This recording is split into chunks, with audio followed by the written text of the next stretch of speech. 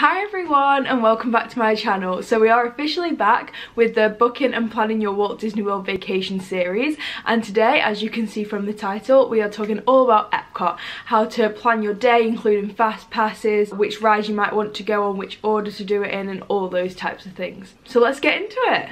If you haven't already watched the first 3 parts of this series, I would recommend going to watch them, since I won't be mentioning every single thing in this video, as I don't want to repeat myself too much for the people that have already watched the first 3. Obviously you can watch this one, but if there's still gaps and you think, oh, there's something she's missed out there, go check out the other videos because it might be relevant in there, especially the first little bit, which is like how fast passes work and that kind of thing. That is all in the Magic Kingdom video. I will link the playlist just here so you can easily find it at the end of the video. So let's get into it. If you haven't already downloaded the My Disney Experience app, I would strongly recommend doing that right now, because you need that for basically everything included in your trip, which is booking your meals and reservations, your fast passes, and even your tickets are linked to it. Like, everything goes on the app. You can order food through it once you arrive, you can look at the map, you can see the wait times, like everything you need is on the app. So definitely go and download that from the App Store. If you haven't already booked your meals or thought about booking your meals, you can do that from 180 days before your vacation. But if you want to know how to do that, as I've already said, go check out the other parts to this series because I go through it step by step. Like, it's on screen, it's super simple. And then the fast passes come 60 days before your trip. So for your fast passes, the best way to do it is start at the end of your vacation and work backwards to the beginning. Since depending on where you're staying, if you're staying on site, you can start booking fast passes 60 days before and you can book them for the entirety of your vacation. Whereas if you're staying off site, it's only 30 days and you can only book them 1 day at a time, as far as I'm aware. So if you book from the end, then less people will be able to book at that point in time. For those ones that you're booking at the end of your vacation, you want to book the most popular ones. So at Epcot, I would say that's probably Frozen Ever After and Test Track. Test Track's actually closed at the moment, but depending on when you watch this video, it should be reopening quite soon.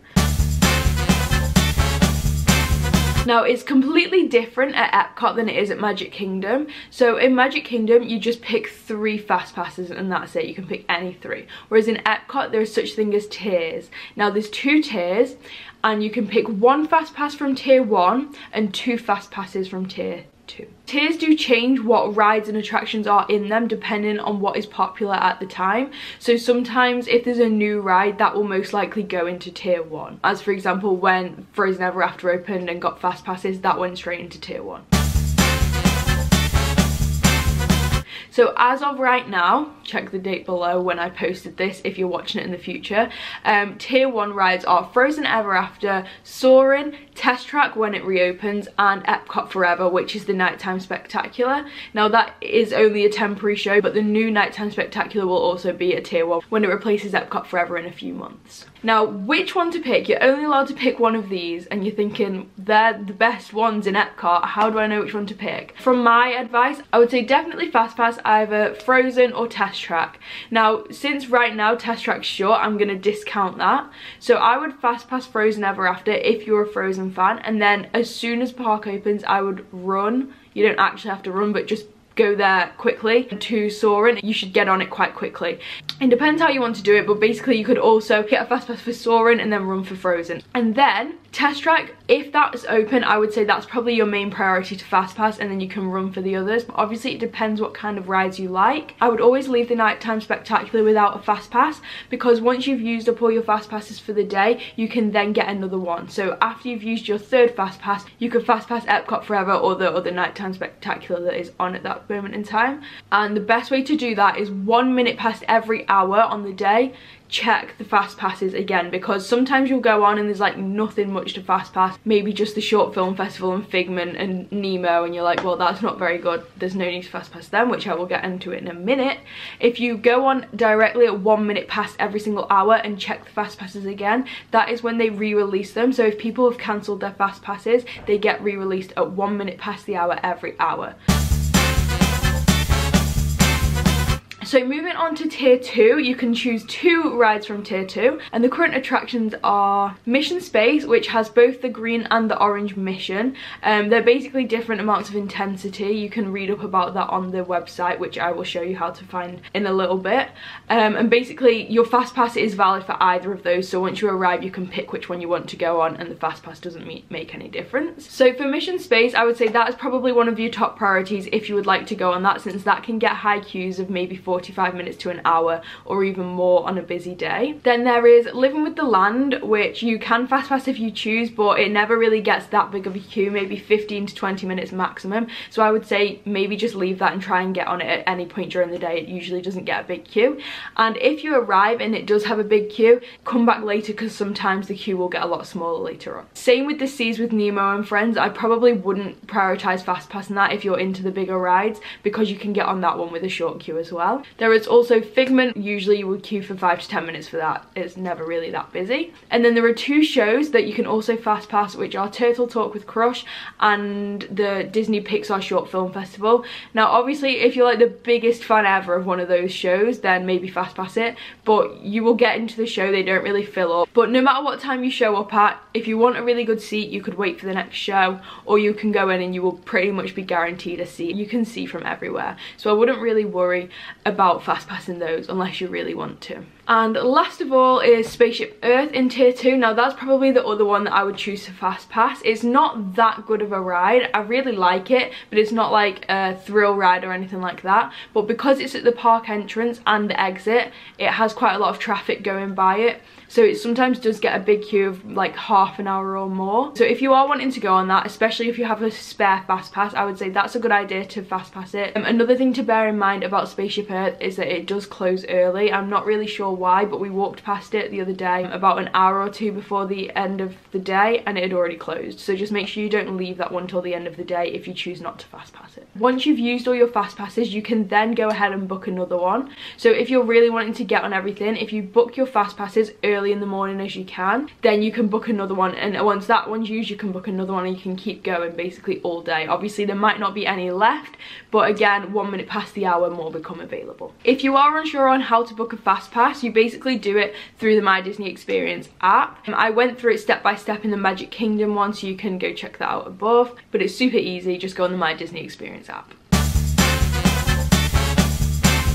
So once you've done this, you now want to start penciling in the rest of your day. What other attractions and rides you want to go to. You need to remember you've got dining if you want to do the table service meals, or remember you still need to leave time to eat even if you're bringing food with you or going for a quick service option. Now the World Showcase is actually one of the main features at Epcot, and it's really nice to go and look around. It can take quite a while. I would leave a decent amount of time, maybe 2 to 3 hours depending on how much detail you want to go in, maybe even 4 hours if you want to do every single thing. There is a lot to do and a lot to look at around there, especially because there's festivals on throughout the year, which I will get into in a few minutes, but that adds even more things that there are to look at around the World Showcase. There are also different shows and attractions around there that you might not necessarily know about. So for example, in the Mexico Pavilion there is a 3 Caballeros with Donald Duck boat ride, and we didn't actually know about that the first time we came, so you have to actually head inside the building for the Mexico Pavilion, and it's right at the back in the corner, and that's a really nice little ride that you can go on. There's also shows at most of them, including the Beauty and the Beast sing-along, which is new to the France Pavilion, and we got to see that for the first time the other day. If you want a sneak peek, you can go check it out in my Epcot vlog, which I posted I think last week. And a lot of new stuff is also coming to the World Showcase, including the Ratatouille ride that is currently at Disneyland Paris. I'm pretty sure that's being opened at some point this year in Epcot, so make sure if you are around, check if it's open. You'll be able to see that on the Walt Disney World website. Now, at the moment, a lot of stuff is actually closed at Epcot because they're doing a lot of renovations. So I don't know personally whether extra magic hours would be worth it, or you might want to prioritize your time to go somewhere else. If you are wanting to do extra magic hours at Epcot, your priorities will be the tier 1 rides. For example, Frozen Ever After, Soarin' and Test Track. Now also at the moment, because there is a lot of renovations going on, the rope drop is actually split, and it goes via Future World East and Future World West. So you have to kind of pick which direction you want to go. So what I would do is, before you arrive at the park, make sure you have an idea in your head of where you want to go first so you can choose which direction to go in. There are always maps at the entrance to the park. Make sure if you're unsure you can pick one up there. Now before I continue, I just want to quickly mention I have just opened a brand new Instagram account which is linked to my YouTube channel. It is _Lauren.Rachel_. I will put it up on the screen so you can see, and that will be having posts all about Disney, so please make sure to go check that out. I will probably at some point also be alerting when new videos are up, so you make sure that you don't miss anything, and it would mean the world to me. I will also be following a few people back, and let's carry on with the video. So once you've thought through all of these things up to now, you want to head to the official Disney World website, which is disneyworld.disney.go.com, and if you go on there, you go to all attractions, parks and tickets, and then head to Epcot, and then click on attractions and rides, and it will bring up a giant list of all the things that you can do at Epcot. It does tell you who the attraction is for, so if you have younger people with you or babies for example, it will tell you what is suitable for who, the height restrictions and different things like that. Also, it will tell you which attractions are currently closed. So as I said, Test Track is currently closed. I'm pretty sure the character spot is also closed at the minute, and different things close at different times throughout the year so they can renovate them and redo them. So just make sure you scroll all the way down to the bottom and it will tell you what's closed so that you don't get your hopes up, or maybe if you're taking younger children, don't tell them they can go on something and then it's closed. I would say leave around 40 minutes for each ride or attraction. I mean, for example, at the Seas there is like a giant aquarium. Make sure you leave a decent amount of time, especially if you really like sea life or have children that like the sea life. There's dolphins, sharks, manatees, turtles, rays. You can spend a decent hour looking around the aquarium. You can go on the Seas with Nemo and Friends, Turtle Talk with Crush, so there's loads and loads to do there. And there is also the Land Pavilion, which has Soarin', Living with the Land. There's a few restaurants. You can go for a character meal, and again, leave a decent amount of time to go there. A big thing to know about Epcot is that it's not all about the rides. There is a lot of just wandering around, soaking up the atmosphere and seeing what there is to see. So definitely leave a lot of time for each thing so you can have a proper look around and really enjoy yourself. Also at Epcot there is so much good food. Now I'm vegan, for people that might not know. Epcot is my favourite place to go for food because there's always something really nice to get, but if you're not vegan you're probably even better off because there are so many options. There's always food carts all around the World Showcase. There's restaurants at pretty much every country. There's a couple of restaurants in the Land Pavilion. There's a restaurant in the Seas where you can sit and look into the aquarium, which I've never eaten at and I really want to, although I'm not even sure if that's still there. We will research that and I'll put it on the screen. But yeah, there's so many places to go to eat and so many places to shop, especially around the World Showcase. There is loads and loads of shops. And another thing about Epcot, which I did briefly mention earlier, is that there are festivals which change throughout the year. So there is the Festival of the Arts, which has just finished. If you want to check out the vlog, it is linked up there. There is also the Flower and Garden Festival, which I went to last year, but I wasn't vlogging at that point, so unfortunately I don't have any footage. There's different topiaries everywhere. I'm pretty sure last year there was like a butterfly house which you could just walk through, and it was so nice. Everything's super colourful. There's a lot of picture opportunities with that one as well. There's the Food and Wine Festival, which is held around October time if I'm not mistaken, and that one's really nice, especially if you do like the wine tasting. You can go around to all the different countries in the World Showcase and try some different wines and a lot of different foods. And then there's Halloween and Christmas and like the holiday season as well, which there's so many decorations. It's so nice. Now the program does usually come out about a week before the week that you're visiting, but it's usually the same. So if you're going, for example, in like spring, or if you're going specifically for the Festival of the Arts, the program will be very similar throughout the whole time. So you can check it out a few weeks in advance so you can see what might be going on. If you haven't already subscribed to my channel, please do it now. Have you done it? Have you done it yet? It means so much to me. I'm really trying to grow my channel. I do post videos every Tuesday, Thursday and Saturday at 7 PM UK time, so make sure that you hit the notification bell so that you don't miss anything.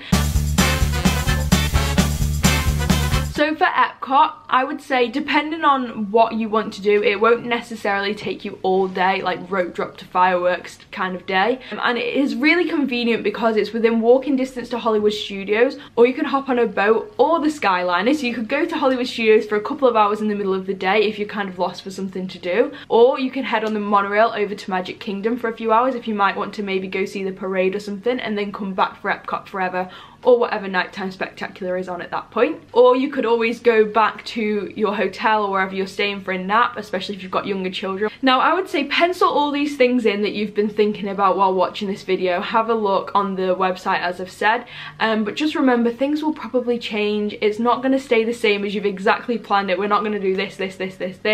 A lot of things can change, rides sometimes break, anything could really happen, so it's not definitely going to go to plan, but at least if you have a vague idea of what you want to go on, it definitely prevents arguments, especially if you have a big group of people. Remember, you don't always have to stay together, so you could pencil in, you know, the younger ones and the grandparents are going to go look around the aquarium while the adults and the teenagers might head on Mission Space or something like that. But at the end of the day, just tailor it towards your family or your party's needs, because everyone wants to do it completely differently, which is why I haven't said you must do this, you must do that. It's basically just giving you some hints and tips on what is the best way to go about planning it for yourself. And just quickly, Epcot Forever is only around for a few more months, so make sure if you are heading to Walt Disney World within the next few months, go and watch it. It's a really good show, and there's only a few more opportunities to watch it over this next year, and then it will be changing to another show which will be the permanent Epcot show for the foreseeable future, and that is also really exciting that that's coming up. I'll definitely be getting some footage of that when I go, once that has started. And that is where I'm going to leave this for today. So I hope you guys enjoyed this video. Please give it a big thumbs up and comment down below if there's anything that you tend to do when you're booking, or if there's anything I've missed, and I'll see you guys next time. Bye!